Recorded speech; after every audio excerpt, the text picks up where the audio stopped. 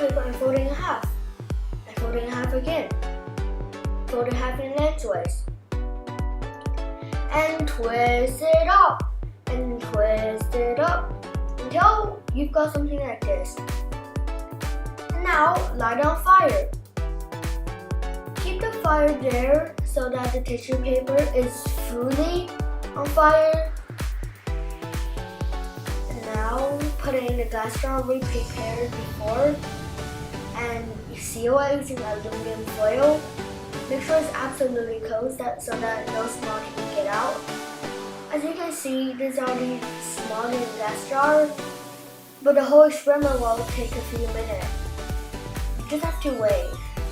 So I will see you when it gets there.